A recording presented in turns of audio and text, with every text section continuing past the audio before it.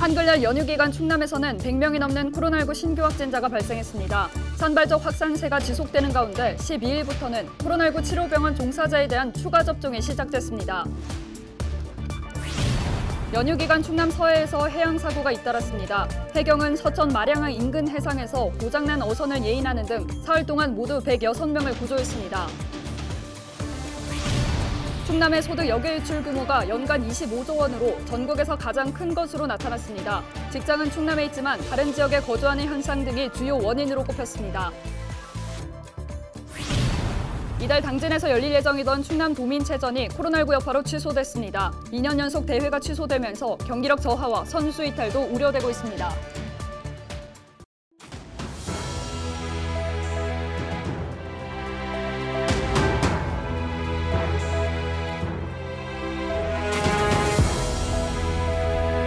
여러분 안녕하십니까? 헬로티비 뉴스입니다. 이다솜 아나운서 노후 대비는 잘 하고 계십니까? 글쎄요, 아직은 이르지 않은가요? 네, 그렇군요. 직장인들의 경우 국민연금 이외에 퇴직연금도 하나의 노후 대비 수단일 텐데요. 그렇죠. 퇴직금을 일시에 받는 것보다 은퇴 후에 다달이 받는 거잖아요. 네, 그런데 최근 퇴직연금을 중도에 깨고 찾아가는 사람이 늘고 있다고 합니다. 노후를 대비해야 할 퇴직금 연금을 벌써 찾았다니 그럴 만한 사정이 있나 보죠? 네, 그렇죠. 각자의 사정을 알아보니 62%가 집을 사거나 전월세 보증금 때문이라고 합니다. 하긴 지난 4년 반 동안 서울 아파트값이 딱 2배로 올랐다고 하니 퇴직연금까지 깨는 경우가 허다하겠군요. 네, 안정된 노후를 위해서라도 집값 안정이 반드시 필요하다는 얘기죠. 그런 것 같습니다. 헬로티비 뉴스 시작합니다.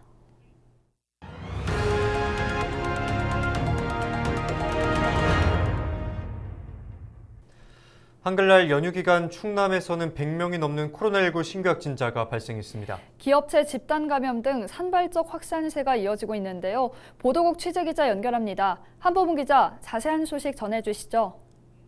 네, 지난 사흘 연휴 동안 충남에서는 모두 113명이 코로나19 확진 판정을 받았습니다. 연휴 첫날인 9일 31명, 다음 날 25명, 마지막 날 57명입니다. 당진과 논산에선 기업체를 중심으로 집단 감염이 발생했고 천안에선 공무원 2명이 양성 판정을 받아 직원 100여 명을 대상으로 긴급 검사가 진행되고 있습니다. 이 밖에도 가족과 지인 간 감염이 잇따르면서 충남의 누적 확진자는 9,700명대를 기록했습니다.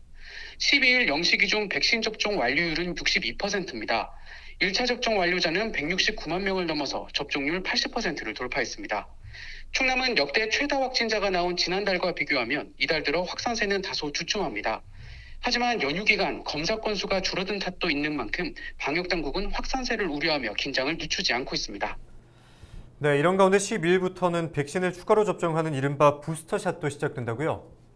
네, 그렇습니다. 부스터샷 대상자는 코로나19 환자를 치료하는 병원 종사자들입니다. 백신 접종을 완료한 뒤 6개월이 지난 대상자부터 차례로 추가 접종을 하게 되는데요. 전국 169, 4만 5천 명 정도가 해당됩니다. 이후 부스터샷은 점차 확대될 전망입니다. 우선 60세 이상 고령층 등 고위험군이 접종 완료 6개월이 지나면 추가 접종을 받게 됩니다. 정부는 미접종자의 참여도 거듭 당부하고 있습니다. 이번 주부터 18세 이상 미접종자는 사전 예약 없이 당일 접종이 가능합니다. 접종 가능 여부를 확인한 뒤 의료기관을 방문하면 됩니다. 네, 소식 여기까지 듣겠습니다. 지금까지 보도국 한보분 기자였습니다. 한글날 연휴 기간 충남 남부 앞바다에서 해양사고 18건이 발생해 구조 작업이 잇따랐습니다. 보령해양경찰서는 11일 서천 마량항 인근 해상에서 22명이 타고 있던 낚시 어선이 엔진 고장으로 표류하자 예인하는 등 사흘 동안 모두 106명을 구조했다고 밝혔습니다. 해경은 선박 출항 전 구명조끼 착용과 연료 이상 유무 확인 등 안전수칙 준수를 당부했습니다. 충남의 소득 역외 유출 규모가 전국에서 가장 큰 것으로 나타나 대책 마련이 시급하다는 지적이 나왔습니다. 박완조 의원이 충남도와 통계청으로부터 받은 국정감사 자료를 보면 지난 2019년 충남의 소득 역외 유출 규모는 25조 원으로 전국 17개 시도 중 가장 많은 것으로 집계됐습니다. 박 의원은 직장은 충남에 있지만 다른 지역에 거주하는 이른바 직주 분리 현상과 제조업 본사가 충남에 위치한 비중이 6%에 불과한 것을 원인으로 꼽으며 정주 여건 향상과 기업 본사 이전 대책을 촉구했습니다. 이달 당진에서 열릴 예정이었던 충남도민체전이 취소됐습니다. 코로나 여파로 지난해 이어 2년 연속 대회를 하지 못하게 된 건데요. 그동안 앞만 보고 달려왔던 선수들도 허탈해하는 분위기인데요. 정선영 기자가 보도합니다.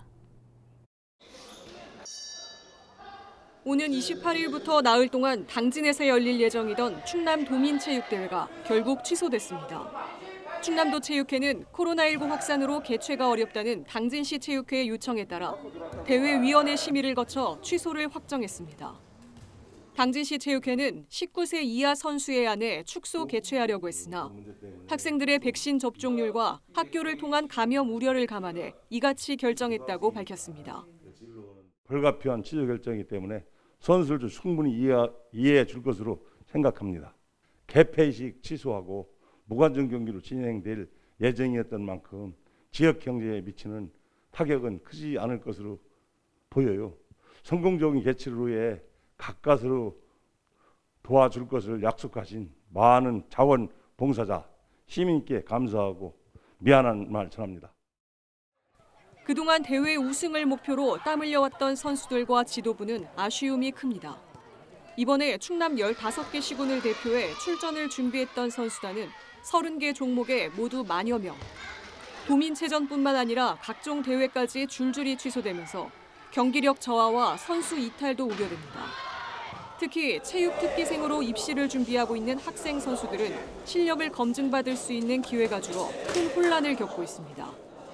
대회가 좀 많아야 우리 중학교 3학년 같은 학생들은 고등학교 지도자분들이 한테 어필할 수 있는 그런 성적도 거두고 해야 이렇게 고등학교 진학을 하는데 그런 기회가 없어서 좀 많이 아쉽죠. 예.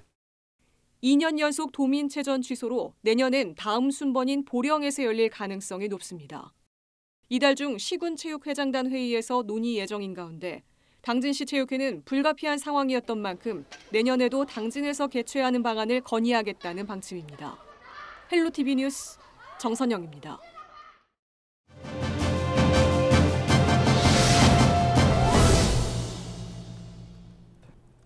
농산물 생산에서 가장 중요한 부분 중에 하나가 바로 양질의 토양이라고 하는데요.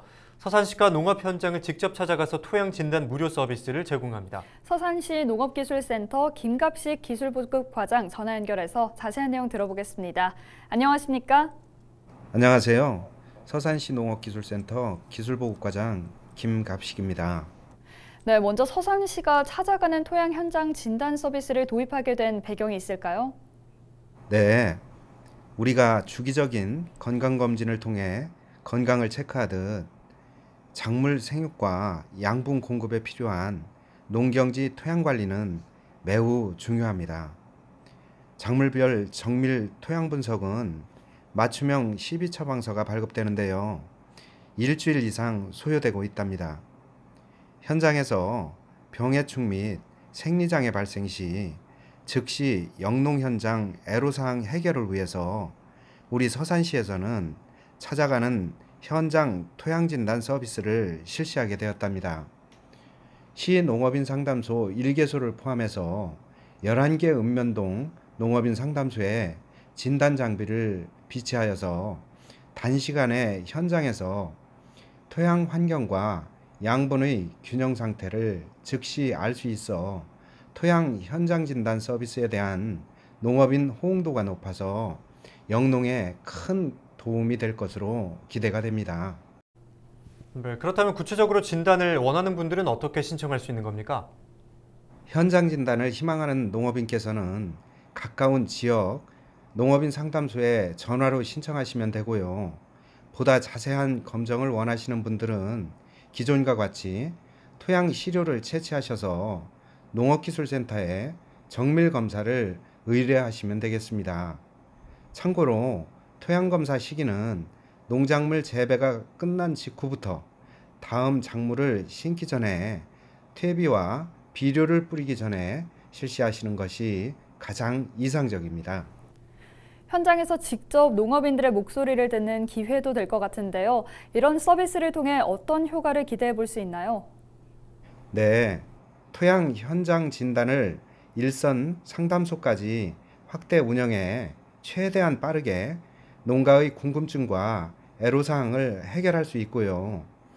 많은 양의 비료 사용 방지에 따른 경영비 절감과 토양의 특성에 알맞는 작물 추천, 농경지의 양분 집적 예방 등 균형적인 관리로 안정적인 작물 생산 기반을 마련하고 장기적으로는 건강한 토양을 유지해 친환경 농업 확산으로 지속 가능한 농업을 유지하는 효과를 기대해 봅니다.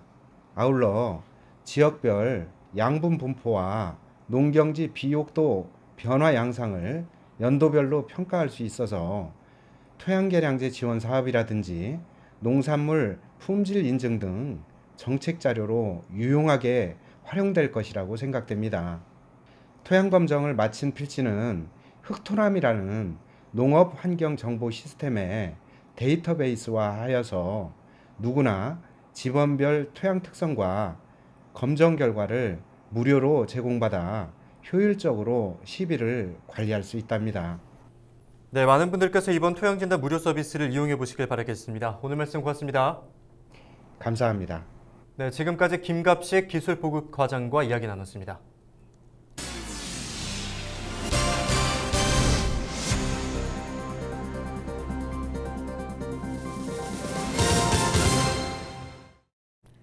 충남경찰관이 업무상 상해를 입은 공상 승인 건수를 집계한 결과 안전사고가 가장 많은 것으로 나타났습니다.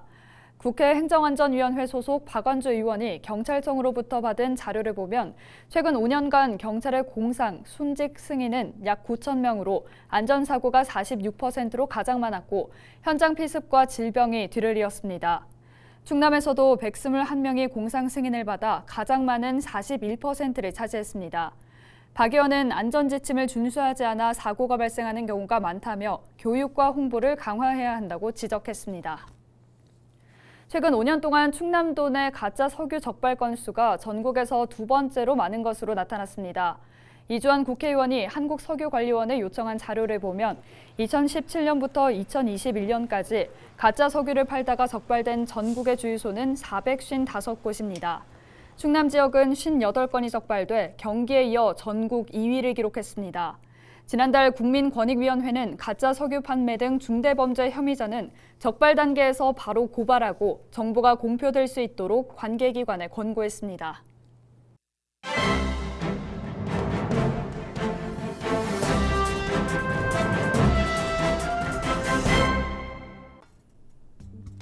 횡단보도와 인도 등의 공유 퀵보드 이용자들이 인도 한가운데 아무렇게나 주차하면서 통행에 불편을 주고 있습니다.